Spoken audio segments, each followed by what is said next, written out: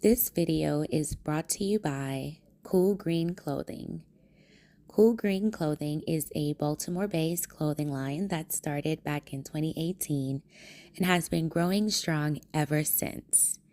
Make sure you follow Cool Green Clothing on Facebook and IG at Cool Green Clothing, and check out their website, coolgreenclothing.com, where you can find the latest cool green fashions and hats, women's apparel, and the latest men's collection.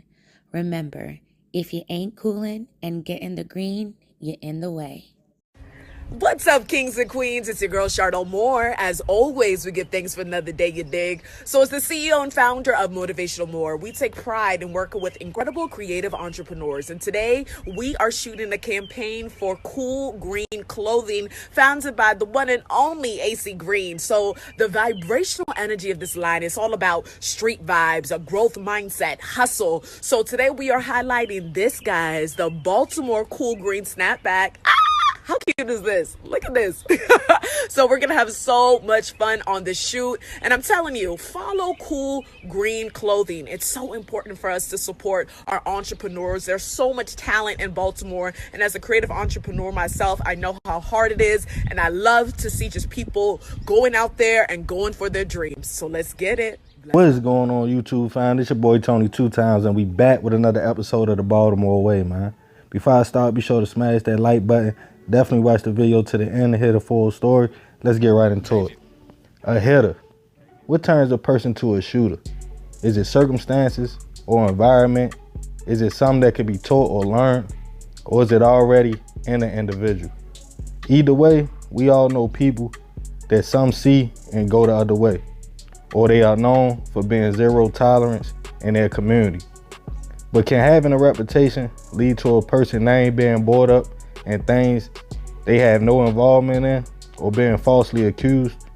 And on this episode of the Baltimore Way, we will be talking about Marquel Gaffney.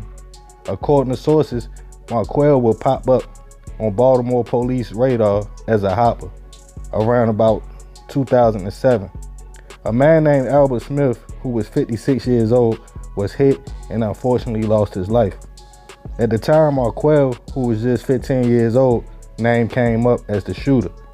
But even though he was convicted, it stayed in juvenile courts, and the charge would be dropped to second-degree hit, in which Marquel would allegedly do a little bit of time, but return back uptown. Then about 5 years later, in 2012, Marquel would allegedly pop back up on police radar with a narcotics charge, in which he would get a suspended sentence and serve a few months. Fast forward, according to sources, one night about 1 a.m., shots were fired on the 900 block of North Monroe Street. Two officers in the area showed up and allegedly caught the shooter red-handed letting off shots, in which one officer alleged he recognized the suspect as Marquel. As police gave chase, the man was able to get away and out the jam. As BPD returned back to the crime scene, they found one man hit in the chest, arms, and legs, and found the second victim in the 1800 block of Moser Street. The shell casings found on both scenes allegedly was tested, and ballistics assumed the shots came from the same gun. One of the victims would unfortunately pass away, and the other would survive. The surviving victim was visited by homicide detectives at the hospital, but didn't have too much to say or give up any information. But an officer named Morales claimed to know for a fact that Marquel was the shooter.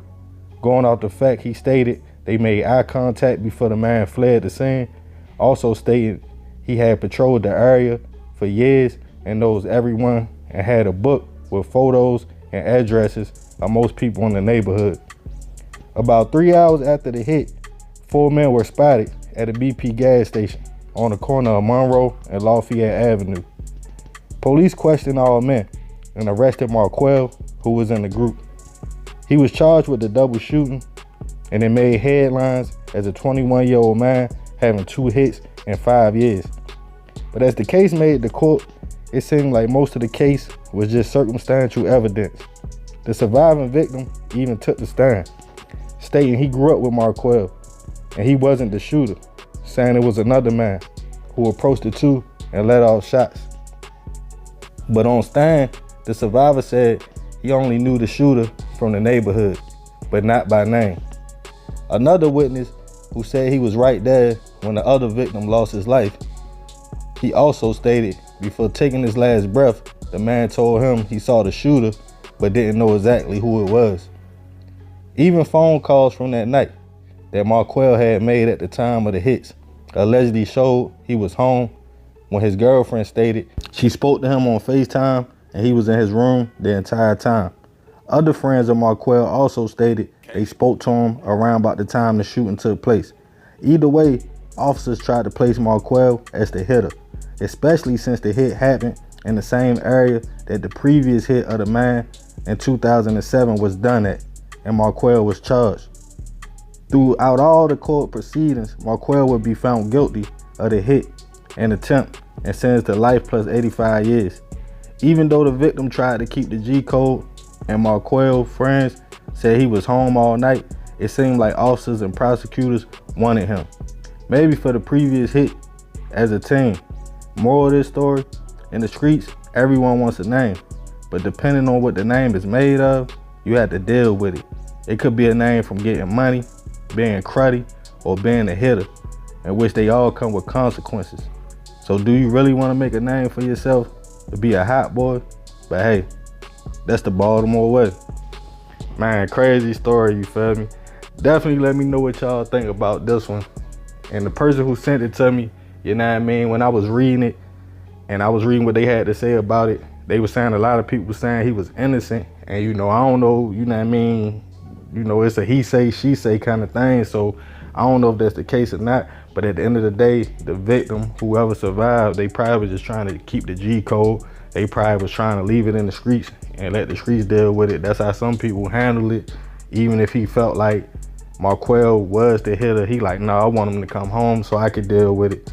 So at the end of the day, he had a lot of people trying to get him out that jam. But I feel like they already wanted him. They already had their mindset on him as the suspect. And sometimes, you feel me, it is a lot of people in prison right now to this day that might not be guilty because a police ain't like them or somebody in the community just wanted to get them out of there. And I don't know if that's the case with this. Y'all let me know what y'all think in the comments, you feel me? I'm gonna leave this one up to y'all. But y'all already know that's how it be, man. He might be able to come home on a pill, you feel me? Rest in peace to the victims, both people who lost their life, you know what I mean? Real messed up at the end of the day. Because it really just sounds like some petty beef, like some words was exchanged, and then, you know, shots go off. But that's how it go, man. But y'all already know, man. Be sure to smash that like button. I appreciate you if you made it to the end. This your boy Tony 2 times. I love y'all, fam. I'm out.